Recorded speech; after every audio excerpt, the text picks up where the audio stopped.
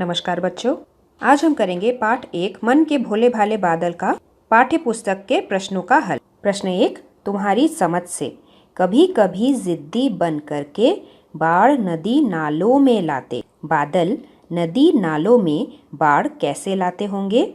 उत्तर, जब बरसात लगातार बहुत दिनों तक होती है तब नदी नालों में पानी भरता चला जाता है और बाहर निकलकर हर तरफ बहने लगता है। इसे बाढ़ कहते हैं। इस तरह लगातार बरसकर बादल नदी नालों में बाढ़ लाते होंगे। प्रश्न 2, नहीं किसी की सुनते कुछ भी, ढोलक ढोल बजाते बादल। प्रश्न, बादल ढोल कैसे बजाते होंगे? उत्तर, जब बादल एक दूसरे से टकराते हैं तब बहुत जोर से गरजने की आवाज़ होती है। कवि इसी गर्जन को ढोल या ढोलक की आवाज़ बताते हैं और कल्पना करते हैं कि बादल ढोल बजाते हैं। प्रश्न 3, कुछ तो लगते हैं तूफानी, कुछ रह रह करते शैतानी। प्रश्न, बादल कैसी शैतानियाँ करते होंगे? उत्तर, कवि के कल्पना के अनुसार बादल अपने थैलों में पानी छिपाकर रखते होंगे और अचानक हम पर बरसा देते होंगे। नंबर 2, वे गर्जन करके और बिजली चमकाकर हमको डराते होंगे। नंबर 3, वे कभी कभी हमारे पास आते हैं और जब हम उनको छूने की कोशिश करते हैं वो दूर भाग जाते हैं। अगला प्रश्न, कैसा कौन? जैसे यहाँ पे एग्जाम्पल दिया है, सूरज सी चमकीली थाली। जब गोल गोल थाली चमकती है तब वो एकदम सूरज जैसी चमकीली लगती है। कौन लगती है? थाली लगती है। वैसे ही हमें अन्य प्रश्नों के एग्जाम्पल्स लिखने हैं। अगला है चंदा सा। चंदा सा सफ़ेद बल्ब। अगर आपके घर में LED लाइट है तो वो कैसे चमकता है? वाइट कलर का, सफ़ेद रंग का होता है। जब भी आप उसे ऑन करो तब वो चांद की तरह चमकता है। तो एक एग्जाम्पल हम लिख सकते हैं सफ़ेद बल्ब। अगला है हाथी सा। हाथी सा भारी व्यक्ति। जैसे हाथी बहुत ही भारी होता है वैसे किसी भी व्यक्ति को अगर हम भारी बताना चाहते हैं तो हम ऐसे बोल सकते हैं कि वो व्यक्ति हाथी सा भारी व्यक्ति है। नेक्स्ट एग्जाम्पल है जोकर सा। जोकर सा कौन होगा? जोकर सा मज़ेदार आदमी हो सकता है। अगला है परियों सा।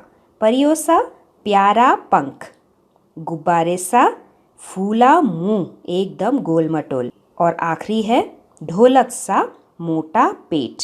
अगला है कविता से आगे। पहला प्रश्न, तूफान क्या होता है? बादलों को तूफानी क्यों कहा गया है? उत्तर, तेज हवा को तूफान कहते हैं। बादलों को तूफानी कहा गया है क्योंकि कभी कभी वे तेज हवा के साथ मूसलाधार बारिश लाते हैं। अगला प्रश्न, साल के किन किन महीनों में ज़्यादा बादल छाते हैं? उत्तर, जुलाई और अगस्त के महीने में सबसे ज़्यादा बादल छाते हैं। प्रश्न 3, कविता में काले बादलों की बात की गई है। क्या बादल सचमुच काले होते हैं? उत्तर, सभी बादल काले नहीं होते। कुछ बादल सफ़ेद भी होते हैं। जब बारिश होने वाली होती है तभी आसमान में काले बादल छाए हुए दिखाई देते हैं, वरना दिन के समय कभी भी आप बाहर देखो तो बादल सफ़ेद ही नजर आते हैं। प्रश्न 4, कक्षा में बातचीत करो और बताओ कि बादल किन किन रंगों के होते हैं। उत्तर, बादल सफ़ेद, काले और नारंगी रंग के भी दिखाई देते हैं। अगर आप सूर्यास्त यानी कि सनसेट के टाइम पे बादलों की तरफ देखेंगे तो आपको हल्के नारंगी रंग के बादल दिखाई देंगे। अगला है कैसे कैसे बादल। तरह तरह के बादलों के चित्र बनाओ। सबसे पहले काले काले डरावने बादल। दूसरा है गुब्बारे सा गालों वाला बादल। और तीसरा है हल्के फुल्के सुहाने बादल। इन चित्रों को आप अपने बुक में बना सकते हैं। अगला प्रश्न, कविता में बादलों को भोला कहा गया है।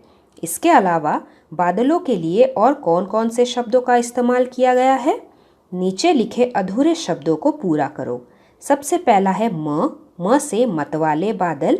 उसके नीचे है शय, शय से शैतानी बादल। तीसरा है जिद्दी बादल। और आखिरी है तू तूफानी बादल। यहाँ पे आप जिद्दी का स्पेलिंग ऐसे भी लिख सकते हैं। जिद्दी में संयुक्ताक्षर शब्द आता है। संयुक्ताक्षर यानी कि दो अक्षरों को एक साथ मिला के बनाया हुआ अक्षर। जिद्दी में एक आधा द और एक पूरा द आता है, जिसे हम ऐसे भी लिख सकते हैं। बारिश की आवाजें। कुछ अपने थैलों से चुपके झर झर झर बरसाते पानी। पानी के बरसने की आवाज है झर झर झर।